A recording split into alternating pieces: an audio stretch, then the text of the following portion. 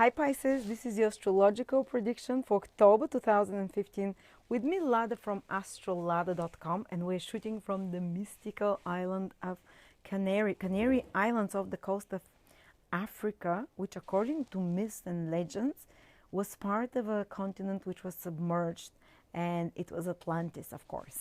So we're at a magical place, and I'm hoping you feel the energy, and I'm hoping that our Atlantean ancestors are helping us because they were probably the ones that discovered astrology first. And okay, let's see what's happening in October for everyone who is Pisces, Sun or Ascendant. Make sure you check your Sun and your Ascendant sign. If you know your time of birth, you can find out your Ascendant sign, which will give you a fuller picture. And you can find out your Ascendant sign from my birth chart calculator. I'm putting a link for it here. Just enter your details, time of birth, go to the planetary detail table, and you will find out what your ascendant sign is and listen to both predictions. Even if they're a bit contradictory, both will make sense to you. Believe me, both of them, both the ascendant and the sun can be taken as the beginning of the horoscope. Anyway, what does October hold? The big news, October, the eclipses are over. The eclipses were shaken up. Pisces in September, even some of them started feeling it in August, September. Maybe there will be reverberating influences in October for a few Pisces, but the energy is calming down. But there is a new development in the skies. The north and south node of the moon, which are not even planets, they're points, they're astronomical points, but they're very important for our spiritual and material development. They're evolutionary points. And if we follow what they tell us, and if we go in the direction that they tell us, we can have a much faster material and spiritual development. They give us the strategy of action, and every 1.5 years, they change their sign. And they're moving now. The North Node is moving into Virgo for 1.5 years, starting from October. And the South Node is moving, guess where? Into Pisces. So that will be a big one for you, Pisces. And let's talk what it is about. The North Node is basically the karma of the past. The North Node is what we have to let go, while the Rahu is what we have to develop, is the progressive, is the future, is what can bring material manifestation. The South Node, Ketu, which will be in Pisces, is much more spiritual in influence. So I was Aries, and Ketu, the South Node, was in my sign for the past 1.5 years. So I can give you a good example. I had a good observation of how Ketu is acting on Aries overall. So what you can expect, maybe not immediately from October, but for the next 1.5 years, is certain detachment that will come to you, Pisces. Detachment in a sense that that you will let go of certain things that you always wanted to happen in some way. And it's kind of a release, honestly, to be honest. It's a planet of peace. It's a planet that gives you mental peace. It's the planet through which Ketu, you find God and you find inner peace. It's the most spiritual planet. But if we resist, if we're still trying to do things the old way, if you're still, so if, for example, you have a certain vision about yourself, how things should be, where you should be, what you should be doing, or how things should be developing in a certain way in regards to your career, in regards to your path in life, in regards to something that you feel very strongly about. Well, when Ketu transits your sign, you will have to accept how things are. If you're resisting too much, it creates a lot of frustration, and you're not helping what the planets are here to help you do. You're resisting it, so frustration appears. The best strategy approach for you, Pisces, for the next 1.5 years is to let go and to let God, which actually might be something quite easy for Pisces, because Pisces is this sign which is quite spiritual. Ketu is very strongly connected to Pisces. And what it means is that if you have planned things to happen in a certain way, particularly for your own life, particularly about how you see yourself, because Pisces is you, and the sun, if your sun is in Pisces, is often about your career, of your goals, or certain men in your life, because the sun is a male energy, a certain man in your life. You might have to either let go because these things will not be happening exactly how you're planning it. These things will not be, you cannot control things with your willpower now in regards to those things, in regards to your path in life overall and certain male figures or authority figures, so in regards to your career. Because Ketu is divine will, and God wants to show you that His will is always better for us. So if our will is not aligned to God's will, which it very rarely is, you need to be a yogi or something to have your will aligned to divine will, then it's something like a disappointment happens when Ketu transits your sign. You start feeling like, okay, I'm making efforts here and there, and it's like, why is it not happening like I want it? Or why is this man or whatever, this solar person, because it's your sun in Pisces or your ascendant, then again it's you. Why is it not going like I want? Or maybe you've been fretting for years about this thing, and now when Ketu transits your sign over the next 1.5 years, you will release it. You'll receive peace. You'd accept things how they are, and you'll stop struggling against them. And that is so great.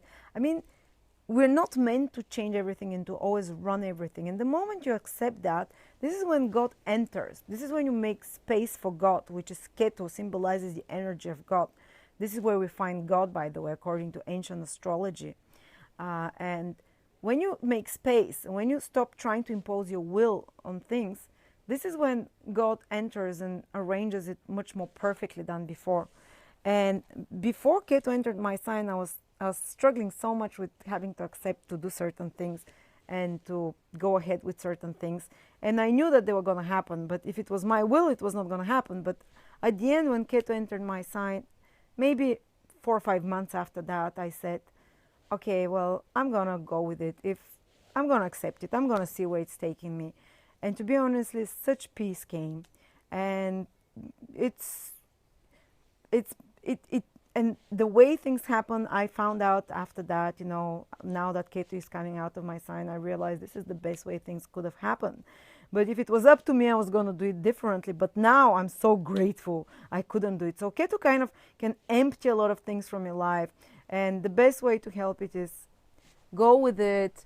Try not to resist it. Try to accept things. Try not to impose too many things on yourself as well, because the first house is you. Try to accept yourself as you are.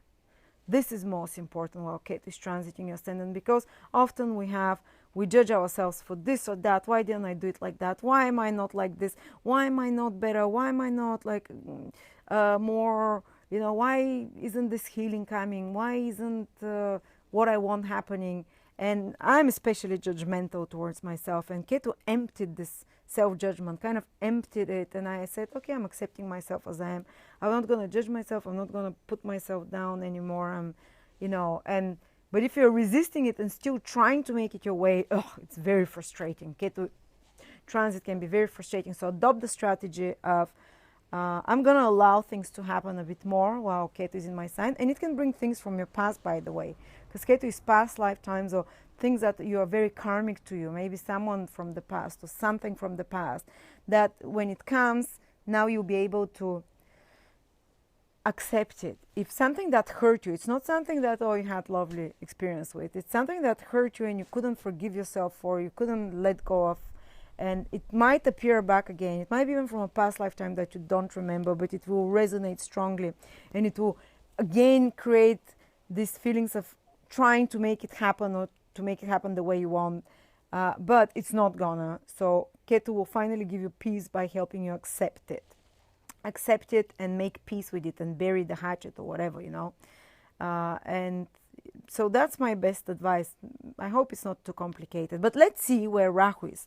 Because wherever a Rahu is, this is where you can receive support. This is where you can expand.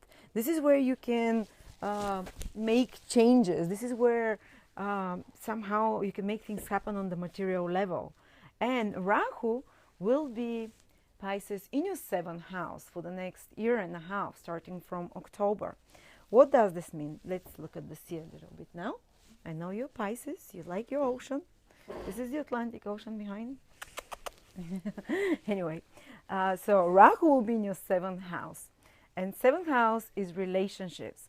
So instead of beating yourself and trying to be perfect and trying to make everything on your own, you have to open yourself and allow others. So the support can come from others now, whether from spouse, whether from partner, whether from business partner. You might even have to offload some of your work to others. Don't try to do it everything alone.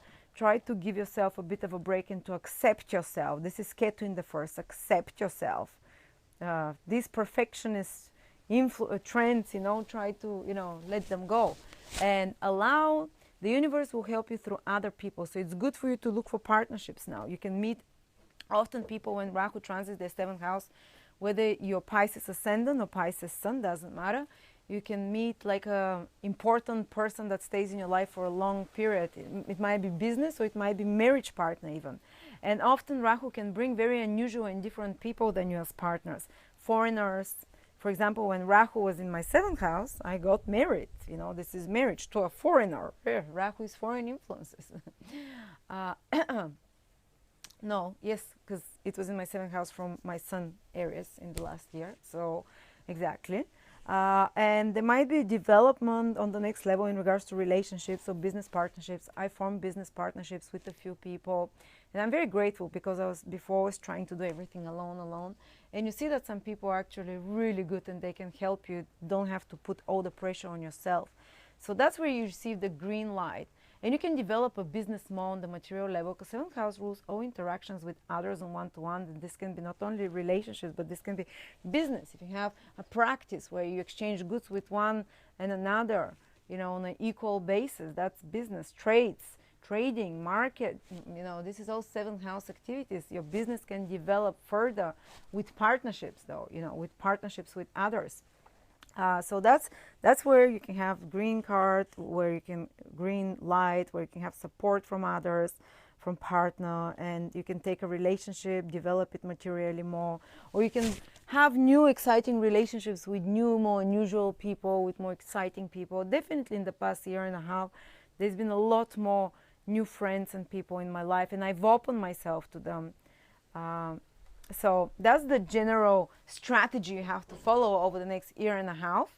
But let's see in particular in October what is happening. Well, again, you have a trigger in your 1st house Pisces. No, not in your 1st, sorry, in your 7th house Pisces. You have a lot of planets, Venus, Mars, in your 7th house, and Jupiter is there. So again, you see, it continues in October in particular. It's quite intense, this trend that you have to focus on others. You have to look for the support of others. You have to cooperate with others. The ball is more in their hands. Try not to put all the pressure on yourself. Try not to do things alone. There are possibilities, if you're single, even already in October, to meet someone. Especially if your ascendant is in Pisces, to a lesser degree the sun, but it can still happen. Important developments with other people. A business can get busy, one-to-one interactions with others. You might, if you're married, there can be more sexual escalation of sexual desire between the partners because 7th house is sex. And Mars and Venus, the 2 planets of desire, are there. So you can, let's say I have Mars and Venus now in the 7th house and I'm feeling it in a positive way. Even if you don't get to have all the action, you'll be dreaming of it or you'll be thinking about it a lot more. But when your vibration is focused on something, you tend to attract it more. So you can manifest this on the material level, more sexuality, more attention from others, relationships, being busy with others, one-to-one, these kind of things. And they'll be stimulating interesting people around you, even in October, And the sun is in your 8th house, the sun and Mercury. So you might be arranging in October certain financial matters with others, whether it's loans, whether it's banks, whether it's some taxes that you're sorting out, because Mercury is organizing and planning, and the sun is activity and taking action. The sun and Mercury in the 8th house are also about, it's again, 8th house is other people's house. So you see your strategy even for October is focus on others, try to cooperate with others, try to cooperate financially and for projects and for spend time with another person one-to-one. That's where the benefits come from. And even Mars joins with Jupiter in your 7th house, and this is a combination for some kind of a financial increase that can come to you over the next 2.5 years, because Mars will come again into your 7th house in 2.5 years, but some kind of a financial initiative that comes to you through others that can start from October, or at least the beginning stages, or the idea about that can come from October. So thank you very much, Pisces. Subscribe to my channel. I hope you enjoyed this video. And oh, I just forgot to tell you something. Those of you Pisces who have their ascendant, only ascendant, from 10 till 18 degrees in Virgo, Pisces, 10 till 18 degrees in Pisces, you're going to have Jupiter transiting exactly your 7th house cusp in October, the whole of October. So maybe some of you even might feel it's September or even November, but if your ascendant is in Pisces, from 10 to around 18 degrees in Pisces, Jupiter will be transiting exactly your 7th house cusp, which means you can meet a very important person, you can fall in love, you can start a very important business partnership. Jupiter really gives something that is good for you. And you can also start a relationship with someone, or you can deepen a relationship. Or if you're in a suppressive relationship that you're very unhappy with, you can finally get released, but you'll be so happy about that, you know, because Jupiter gives us things we enjoy, we like. And you can receive support from another foreigner or another person or a partner, or something good can happen in the life of your partner which uplifts you as well. So thank you very much, Pisces. I love you loads, my little Pisces babies, the most sensitive ones. And I will see you next month. Subscribe to my channel. Bye bye.